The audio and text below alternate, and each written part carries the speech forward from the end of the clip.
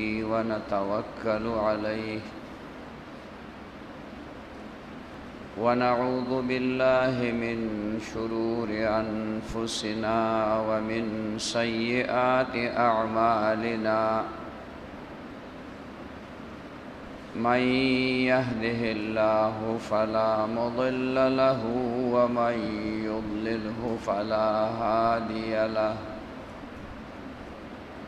ونشهد أن لا إله إلا الله وحده لا شريك له ونشهد أن سيدنا وحبيبنا ورحمتنا ومولانا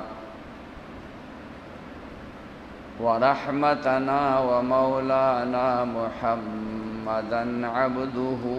ورسوله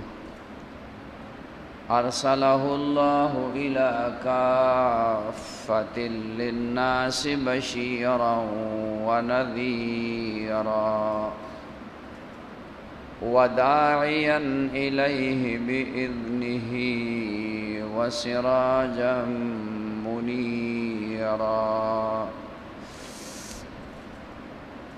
أما بعد فأعوذ بالله من الشيطان الرجيم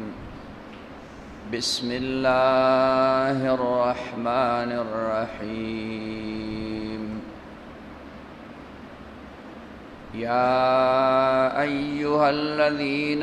آمنوا اتقوا الله ولتنظر نفس ما قدمت لغد واتقوا الله إن الله خبير بما تعملون وقال رسول الله صلى الله عليه وسلم المجاهد من جاهد نفسه إن الله وملائكته يصلون على النبي يا أيها الذين آمنوا صلوا عليه وسلموا تسليما اللهم صل على سيدنا محمد وآله وعترته بعدد كل معلوم لك اللهم صل على سيدنا محمد وآله وعترته بعدد كل معلوم لك محترم و مسلمانانو رونو 13 جمعه د موضوع باندې خبره وا چې سړی څنګه د ګناهونو نه بچ کیږي با او څنګه به د نیکو اعمالو کولو والا جوړیږي ځکه چې د انسان د آخرت د ژوند د کامیابی دارو مدار هغه په نیکو اعمالو صالحو اعمالو باندې چې سړی کوي او د ګناهونو نه د خدای د نافرمانو نه د بچ کېدو په ذریعہ باندې ده سړی د ګناه نه ځان ساتي او نیک اعمال کوي نو دا خبره مونږه بار بار وایو ویلې مو ده چې د قیامت په ورځ باندې حساب کتاب کیږي نو دا معنا ده چې دا اعمال بتلل کیږي دی اعمال لبا الله پاک یو صورت او یو جسم ورکی نو چې د چا نیک اعمال ډیر وي نو دا سړی کامیاب دی او د چا چې نیک اعمال کم وي نو خامخا مقابله کې گناهونه دي دا وډيري نو دا سړی تاوانی دی. الله دې موږ دا هغه تاوان نه بچ کړي. نو د دې دپاره علماء یو ترتیب او طریقه ښودلې ده چې ته کوم عمل کې نو دا کوشش کوه چې دا عمل دا چې کومه دی نو ته همیشه وکړې. کم فرائض دي خو فرائض دي دا خو به خود سړی همیشه کوي. مونځ پتا فرض دی نو خامخا به کې. روژه ده دا فرض ده نو خامخا به کې. زکات خو د دې نه علاوه نور اعمال دي چې هغه فرض نه دي، سنت اعمال دي، نفل اعمال دي. هغې باندې مداومت کې، همیشګیري کې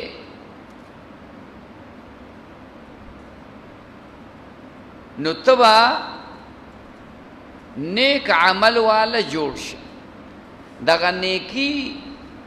دا کوم عمل چې ته کې دا به تا ګناه ته نه پرېږدي. څنګه به دې ګناه ته نه پرېږدي؟ د دې سره به ستا واړه ګناهونه ټول الله ختموي او د غټو ګناهونو نه به الله پاک د بچ کېدو توفیق درکوي. او که د انسانی فطرت په تقاضا یوه لویه ګناه کبیره ګناه وشي نو الله پاک به د توبې توفیق درکوي. ځکه چې کبیره ګناه بغیر د توبې نه معاف کېږي. دې ته وایي مراقبه. ته به کله کله لږ غوندې سات په دې خبره باندې سوچ کې چې د الله په مقابله کې دا ټول څیزونه واړه دي، سم نه دي. ځکه د الله مخلوق دی، الله یې مالک دی، د دې څه حیثیت نشته. زما زړه کې صرف د الله محبت دی، زما زړه کې صرف د الله عظمت دی، د الله لویی ده، د الله بڑائی ده او د الله پاک نه علاوه چې څه دي دا هیڅ هم نه دي. دا ما د دې خپل زړه نه وښکلي دي. مالونه، دولتونه، منصبونه، ګریډونه دا د دنیا د پاره څه فایده به لري څه وخته پورې. خدا هر څه ختمېدو والا دی او د خدای پاک د نعمتونو په مقابله کې دغه هیڅ هم نه دي. نو د الله قدرت، د الله قوت، د الله عظمت او د الله بڑائی دا به د خپل زړه ته راولي او د دې سره سره چې یاره زه د دې ګناهونو نه بچ پاتې شم او زه نیک عمل کوونکی جوړ شمه نو بیا به ته کې محاسبه. محاسبه دې ته وایي چې ورځ تېره شوه، ماسخوتن شو، دغه وخت کې کېنه او د سار نه شروع شه. هلکه څومره مې نیک اعمال کړي دي. نو مسلمان بندی نو 5 وخته مونځ خو دې کړی دی. هلکه ماسخوتنه پورې خو مې ټول مونځونه کړي دي، دا ټیک شوه. خو یاره دا مونځونه مې ساتلي دي، مونږ نیک اعمال کوو خو ساتل غواړي، هغې ته جرنده وال غواړي. نو منځونه مو کړي دي، ذکرونه مو کړي دي، تلاوتونه مو کړي دي، خو بیا چې زه د یارانو دوستانو سره کېناستم نو غیبتونه مې څونه کړي، په پردي سر مې خبرې څونه کړي، کنځلې مې څونه کړي، بدنیتۍ مې څونه کړي، حسد مې څونه کړی، دروغ مې څونه ویلي. الله اکبر. اوس که دا اعمال شوي نو د دغه نیکو اعمالو هغه برکات ختم. اعمال خو مونږ وکړو، زه دا بار بار ویم چې مونږ نیکۍ ګورې ډېرې ګټو. مسلمان بنده که ډېر هم بې خونده دی نو ډېرې نیکۍ ګټي، خو ساتي نه. اکثر جنازه کې زه دا خبره وکړم چې په دې یوه جنازه باندې مونږ ته دونه ثواب الله راکړي لکه د احد د غر عمره سره زر سپین زر ته خیرات کړي، یو قیرات هغې ته ویلی کېږي. نو دومره لویه صدقه چې څه وکړي د دې به څه ثواب وي که نه وي؟ او د دې بې پایانه ثواب دی. خو دا ثواب تا وساته.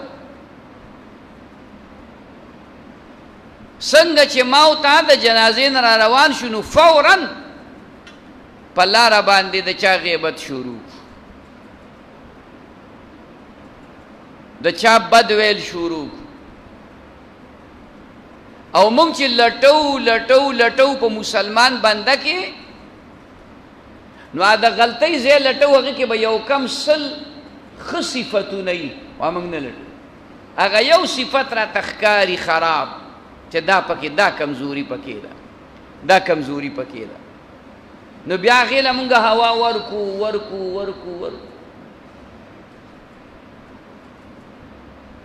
بیا ځان سره په دې دروغو کې، په دې الزاماتو کې، په دې غیبتونو کې، په دې حسدونو کې، په دې فراډونو دوکو کې نور هم د ځان سره ملګري. نو هغه خپله ګناه مې خپله ده چې ته مې ځان سره ملګری کړې پکې، نو ته مې هم ځان سره غرق کړې. بل مې ملګری کړه نو هغه مې هم ځان سره غرق. نو نیکی کوا خو نیکی ساته، نیکی کوا خو نیکی ساته. د دې دپاره به محاسبه، د ځان سره حساب کول. د دې وجې نه فرمایي حاسبو قبل ان تحاسبو. دې دنیا کې ځان سره حساب وکړه. یو وخت راتلونکی دی چې الله به در سره حساب کتاب کوي. ډېر خطرناک وخت دی. هلته بیا د چا یارانه، دوستانه، ملګرتیا، مشري، کشري دا بیا په کار نه راځي. نیک اعمال دلته وکړه، حساب کتاب دلته وکړه. نو که نیکۍ دې ډېرې کړي خوشحاله شه، الحمدلله ووایه. او دا قصد وکړه چې سار له بدۍ نه ډېرې کړو. او که بدۍ ګناه در نه شوې ده، مونږ ټول کمزور یو، ضعیفان یو، نو توبه وباسه، استغفار وکړه. په دې استغفار کې اوده شه، الله به درته ګناه معاف کړي. خو ما ګورې تاسو ته بار بار دا خبره ویلې ده چې پردی حق نه معاف کړي. پردی حق دې ته نه وایي چې چا نه دې ځمکه اخیستې ده. پردی حق دې ته نه وایي چې د چا نه دې مال روپۍ قبضه کړي. خو دې دا چې مونږ غیبت کوو دا هم پردی حق. دا چې غیبت کوو، کنزل چاته کوو، دا هم پردی حق دی. د دې کنزلو نه الله جل شانه صحابه کرام منی کړیو. صحابه کرامو کنزلې نه کولې، خو دا بوتان اس نشي کولی. نو د بوتانو والا خلکو ته دا ډېره لویه کنزل ښکارېدل چې هلکه موږ بوتان ته کنزل وکړو. نو الله پاک دی آیت نازل کړه لا تسبوا الذين يدعون من دون الله اغه بوتانو ته کنځلې مکوي چې دا مشرکان ورته خدایان وي فیسب الله عدوا بغیر علم بیا به دوی دا خو جاهلان دي دوی به الله ته کنځل کوي او نبی علیہ السلام ته یو ټولګی راغی د مشرکانو او دا خبره ورته وکړه ابو طالب ته دا خبره وکړه که ستا دا اراده زمونږ د خدایانو زمونږ د معبودانو سپکې وي او کنځل ورته کوي نو موږ به د ده هغه په رب ته کنځلې کوو د چا باره کې چې دی وي هغه یو دی او زه پیغمبر رالیږلی الله نه الله دا آیتونه نازل نو دا کنزل پردی حق دا غیبت پردی حق حسد چا سره کول دا پردی حق کینه کول حق یو مسلمان بیزتی کول حق پردی حق دا حقونه دا نه معافي دا بزان سره قبر ته وړل اوهو الله دې مونږ ته مخکې نه معاف کړي ځکه چې قبر ته لاړل نو قبر دې د ډمبرو لرګی شو بیا لړمانان دي بیا ماران دي بیا خطرناک څیزونه دي نو ځان سره بیا محاسبه وکړه اوس که داسې وه چې محاسبه خو دې وکړه بیا دې محاسبه وکړه بله ورځ دې بیا وکړه خو په نیکو کې دې زیاتوالی نه راځي او په ګناهونو کې دې کمی نه راځي نو د هغې نه بعد به ته مشارته وکړي ځان باندې به شرط ولګې جرمانه به ځان باندې لګي جرمانه هلکه که سبا مې ګناهونه ډېر وو که نه نو 3 روژې به نیسم په خپله به سم شي لکه روژه خو ګران کار دی که روژه نیول حقیقت دا دی د نفس مقابله ده 10 روژې به نیسم مونږ پښتانه دا جرم په ځان نه لګو هلکه مدرسې له به یو 10,000 روپۍ ورکوم که دا جرم مې وکړو 10 روپۍ موږ نه ورکړو نو 10,000 دې غریب له به یو 2 تروړې وړه اخلمه ته دا شرطونه په ځان باندې ولګوه په ایمان سبا له بس برګي خو مونږ لګیا یو هغه خپلو عملونو ګناهونو جرمونو کې او چې غوسه شو نیسته ښځه طلاق کړه جګړه بار د سړي سره وکړي او طلاق څه وکړي ښځه یقین وساتئ مونږ ته ډېرې مسلې راځي خلک تپوسونه کوي زیاتې خبرې پکې زیاتې مسلې پکې آیا طلاق څوک وایي 3 پیرې مې ورته ویلي څوک وایي 40 پیرې مې ورته ویلي یو راغی وایي 9 پیرې مې ورته ویلي 9 پیرې ما کار دې کړی مې 9 ته ضرورت نه و دا 3 پیرې پوره و ته ته هسې هم خدای خلاص کړي اوس که ورته 9 پیرې وی او که 9 شلې پیرې ورته وی دا حالت دی زموږ نه ځان باندې دا جرمانه ولګوه که بیا مې دا کار وکړو نو زه به 10 روژې نیسم زه به 3 روژې نیسم مثلا جرمانه د روپو په ځان د مال سره زموږ محبت ډېر زیات دی جرمانه د روپو په ځان ولګوه مړه که 100 روپۍ جرمانه دې په ځان ولګوله یو ورځ به 100 روپۍ ورکړې بله ورځ به 100 روپۍ ورکړه دا خو ګران کار دی مړه زما د ګناه نه چې د ګناه دغه نوم دم توبه ده خو موږ دا خبرې زده کړې نه دي او نیز دکو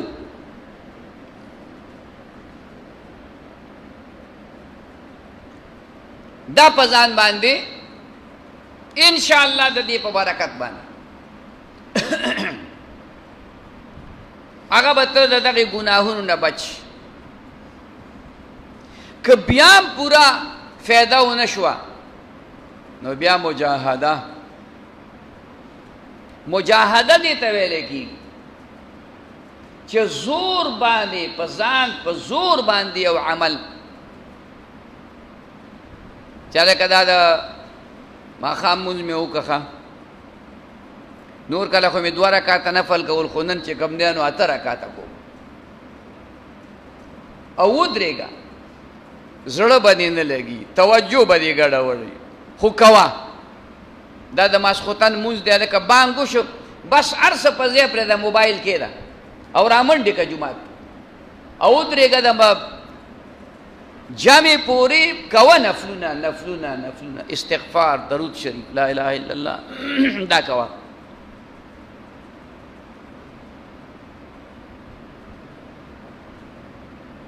او د دې سره سره معاقبه مطلب ځان له لږه سزا ورکوه هلکه څنګه سزا لوړ به راوالې ځان به نه معاقبه دا مطلب دی چې د شپې پاسېدل خو ډېر ګراني ځان ته موبایل هم په ټایم کا کور کې خلکو ته ووایه چې بھائی 3 بجې مې پاسوه 3:30 بجې مې مثلا پاسوه دا د ځان له د نفس د سزا ورکول نفس خو ازادي غواړي خوب دی څه دي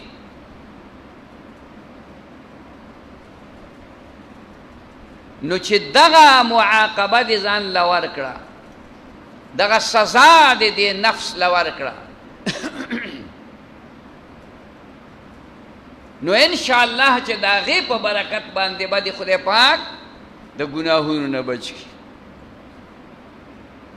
او آخره کې معاتبه ده معاتبه ځان ملامته کول هغه دا مطلب دی چې کینا او دې ته سوچ وکړه چې دا ګناه ما وکړه د خدای دا نعمتونه څومره دي ماړه دننه ضمیر شته که نشته دننه څه ایمانی قوت شته او که نشته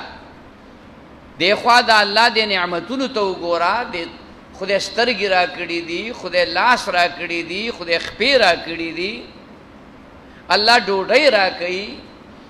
بشماره نعمتونه ګرمي را باندې راولي یخني را باندې راولي بارانونه را باندې وري د خدای د نعمتونو څه شمار شته ان تعدوا نعمت الله لا تحصوها تاسو که د خدای نعمتونه شمارئ دا پوره کولی نشئ نو ځان ملامته که مړه ته ځان ته سړی وې ځان سره خبرې وکړه چې مړه دا سړیتوب دی دا انسانیت دی خدای دونه نعمتونه را کړي دي او زه د خدای نه نافرماني کوم لاس مې روغ دي خپې مې روغې دي سترګې مې روغې دي او اذان وشو زه جومات ته نه ځم لږ ځان په خپله ملامت کړه بل چاته ضرورت نشته دی خدای کو دا وعظونه نصیحتونه دا مونږ هسې تذکیر کوو یاد دهاني کوو تاسو کې هر سړی په دې خبره پوهه دی چې بانګ وشو نو څه به کې ګډېږي به که ډولکی به رالي نه بانګ وشو بس د دنیا کارونه دا ما او تا سر ته ونه رسول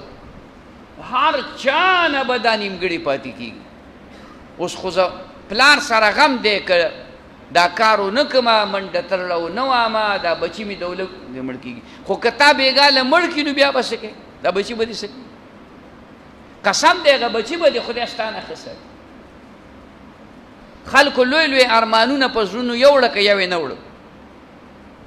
زمونږ د ټولو په زړونو څه ارمانونه شته دا به کوم دا به کوم دا به کوم الحمدلله زمونږ په زړه زه د تخپل ویم زما په زړه د ارمان دی چې دا مدرسه جوړه کړم زما په زړه د ارمان دی چې چا ته کښېنوه او درس ورته وکړم په اعلی پیمانه باندې وکړم او د چا په زړه کې به دا ارمان وي چې غټه بنګله جوړه کړم غټ موټر واخلم دا وکړم هغه وکړم نه ارمان ځان له کېده خو د دین ارمان ځان له مخې ته کېده تمنا ځان له مخې ته کېده خو د دین چې نیکۍ به کومه اعمال به کومه منځونه به کومه نفلونه به کومه تبلیغ کې به ځمه ذکرونه به کومه جماعت سره به ربط او تعلق ساتمه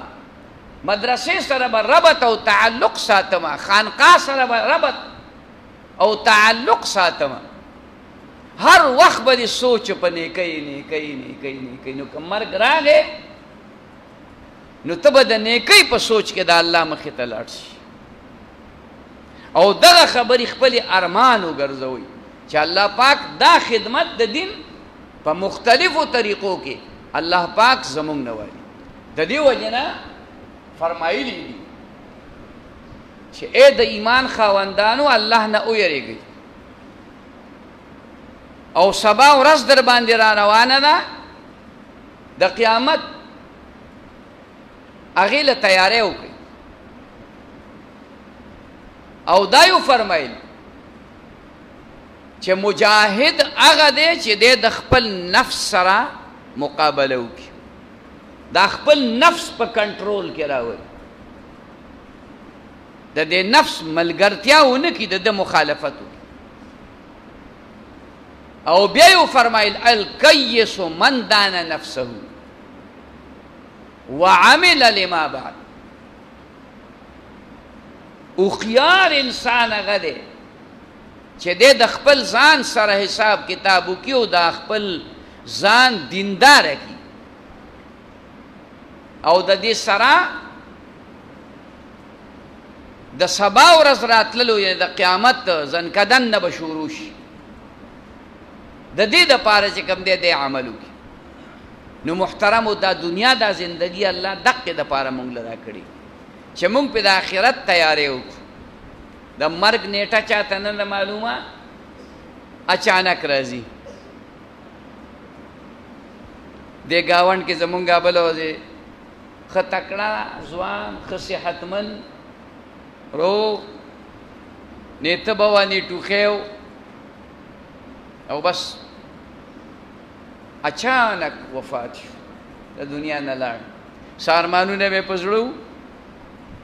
پاتې شو داسې کتل په کار دی چې ته د یو مسلمان بنده مرګ ووینې وی دا زما مرګ دی جنازه واخلې وی دا زما جنازه ده نو د دنیا په دې ناز و نعم باندې ګورې غرور او تکبر ونه کوي مالونو باندې ځوانو باندې زما دونه ځوانان دي یو سړی یو موقع کې مې ورته څه خبره کوله د نصیحت ما ته وی اووه زامن مې دي اووه په ځوانانو پورې الله دونه لاکه را سره روپۍ دي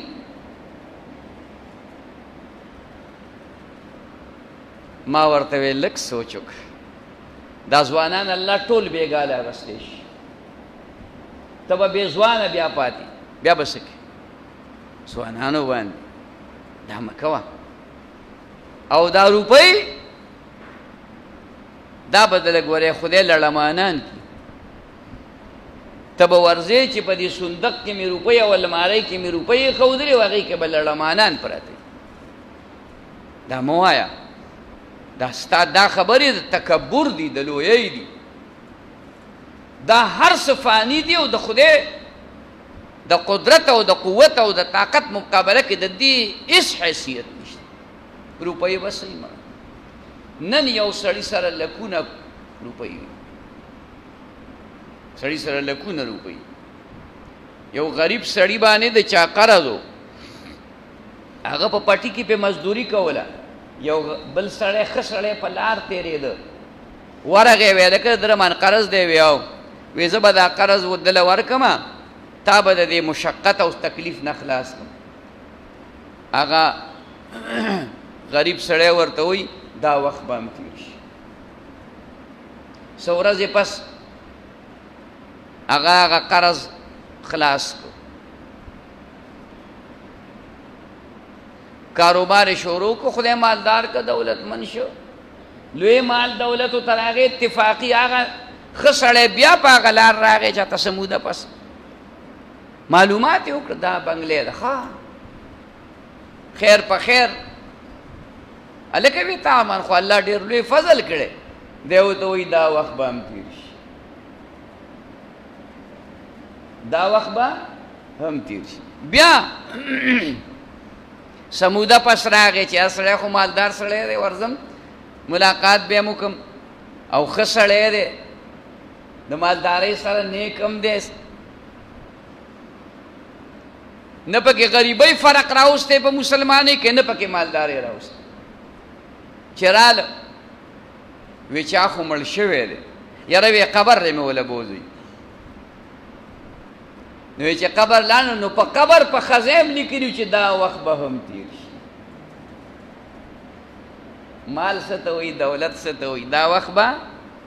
هم تېر شي. ته د ځوانانو خاوند دی، که ته د مال خاوند دی، که ته د عهدې خاوند دی، که ته د بدماشۍ خاوند دی، خو دا وخت به هم تېر شي. مشرکانو وی لږ انتظار وکئ بس مړ به شي که نه. نبي علیہ السلام نعوذ بالله الله ورته ویلي دی به مړ کېږي، تاسو به نه مړ کېږي، تاسو باید مرګ نه راځي. محترمو دا دنیا د عمل دپاره الله موږ ته راکړې ده. الله دې موږ ته عمل نصیب کړي. واخر دعوانا ان الحمد لله رب العالمین. دعا وکړئ ربنا اتنا فی الدنیا حسنة وفی الآخرة حسنة وقنا عذاب النار. الہ العالمین څومره ملګري راغلي هر قدم یې په تله نیکۍ کې واچي، څومره بیماران دي شفا کامله عاجله نصیب کړي، د دنیا د آخر خوشحالي د ټولو نصیب کړي. دا زمونږ ګاونډ کې دا ما چې مخکې خبره ذکر کړه نبی محمد مشهور په کوټي باندې و، ډېر ښه سړی و او ډېر چې کوم دی داسې یو انسان و، ما چې به کله کتل دی به په لار روان نو ښکته ښکته به کتل، دی چې ته ما داسې نه دی لیدلی چې برې کتلي. دا یو ښکلی صفت دی، شرعي صفت دی، هغې کې الله پاک قدرتي دا صفت یې ښودلی و. نیک سړی و، صالح سړی و، هغه وفات شوی دی او بچي الحمدلله ښه سړي دي. الله یې د هغه مغفرت نصیب کړي، اوږد ژوند دی الله په راحته باندې کړي. دې ګاونډ کې زمونږ مریضان دي، پرویز بیمار دی، نور کسان بیمار دي، ټولو ته دعا وکړئ، ټولو د دعاګانو دپاره وایي. بار ځایونو کې دي په دې کلونه بار زمونږ څوک شاګردان دي، مریدان دي، هغې بیماران دي. زمونږ یو قاري صاحب دی، قاري سلمان صاحب، ډېر قابل هلک دی او هغه بیمار دی، سخت بیمار دی. هغه ته دعا وکړي چې الله پاک صحت کامله عاجله نصیب کړي. الہ داسې بار ملکونو کې زمونږ دوستان دي، متعلقین دي، څوک په څه مشکلاتو کې گیر دي، سعودي عرب کې، دوبۍ وغیرہ کې څه په نورو مشکلاتو کې گیر دي، څوک په قید کې دي، چاته یو تکلیف دی، چاته بل تکلیف دی، څوک بیماران دي. ټولو ته دعا وکړي چې الله پاک د هغې د ټولو مشکلات حل کړي، بیمارۍ الله ختم کی او ټول رکاوټونه ختم کی. وصلی الله تعالی